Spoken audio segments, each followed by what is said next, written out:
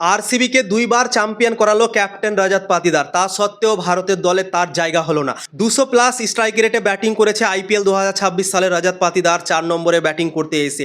4 নম্বরে ব্যাটিং করতে এসে অতটা স্ট্রাইক রেটে খেলা অতটাও সহজ না, খুবই টাফ কন্ডিশন থাকে। সেই সময় স্পিন বোলাররা ডমিনেট করে, সেই সময়তে বল করতে আসে, সব ফিল্ডিংরা দূরে থাকে, বাউন্ডারি কানায় থাকে এবং সেখানে এসে 200 স্ট্রাইক রেটে ব্যাটিং করা অতটাও সহজ হয় না। তো সেই কাজটা কিন্তু রজত পাতিদার বেশিরভাগ ম্যাচই কিন্তু করে দেখিয়েছে এবং 200 স্ট্রাইক রেটে ব্যাটিং করেছে। বন্ধুরা, সেই রজত পাতিদার সুযোগই পেল না ভাই ভারতের দলে। টিম ইন্ডিয়া টি-20-র জন্য নতুন দল ঘোষণা করেছে, 16 জনকে বেছে নিয়েছে সেই নতুন দলে, কিন্তু রজত পাতিদারের জায়গা হয়নি।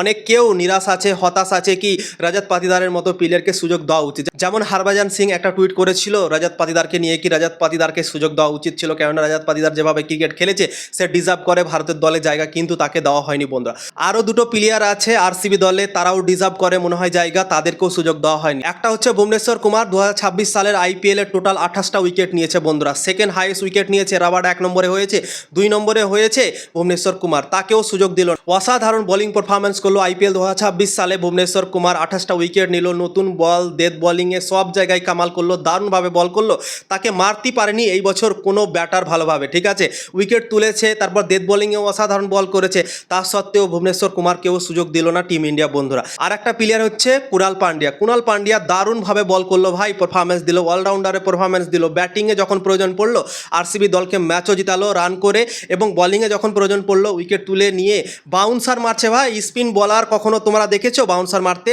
কিন্তু কুণাল পান্ডিয়ার কাছে এই ট্যালেন্টটা আছে কি সে বাউন্সারও মারতে পারে। বন্ধুরা, তো কুণাল পান্ডিয়া বাউন্সার মেরে মেরে উইকেটগুলো নিয়েছে বন্ধুরা, এবং নিজের চাল্লাকিতে অনেকগুলো উইকেট নিয়েছে। চাল্লাকি অনেকটা করতে পারে কুণাল পান্ডিয়া বন্ধুরা নিজের বলিংয়ে। তো আমার মনে হয় কুণাল পান্ডিয়াও একটা ডিজার্ভ করে ভারতের দলের জায়গা, তো কুণাল পান্ডিয়াকেও সুযোগ দেওয়া হয়নি। বন্ধুরা, ওয়াশিংটন সুন্দরকে সুযোগ দেওয়া হয়েছে। ওয়াশিংটন সুন্দর আইপিএল 2026 সালে বলিংই করেনি, 1-2 ওভার হয়তো করেছে বন্ধুরা, তাকে ব্যাটিং হিসেবেই খেলিয়েছিল গুজরাট টাইটেন্স, তো তাকে সুযোগ দিয়েছে। কিন্তু কুণাল পান্ডিয়া যে এত সুন্দর পারফরমেন্স দিল, ব্যাটিংয়ে বলিংয়ে সব জায়গায় কামাল করলো, তা সত্ত্বেও কিন্তু কুণাল পান্ডিয়াকে সুযোগ দিল না। বন্ধুরা, তো আমার মনে হয় কুণাল পান্ডিয়াও একটা ডিজার্ভিং প্লেয়ার, তাকেও আমার মনে হয় সুযোগ দেওয়া উচিত ছিল।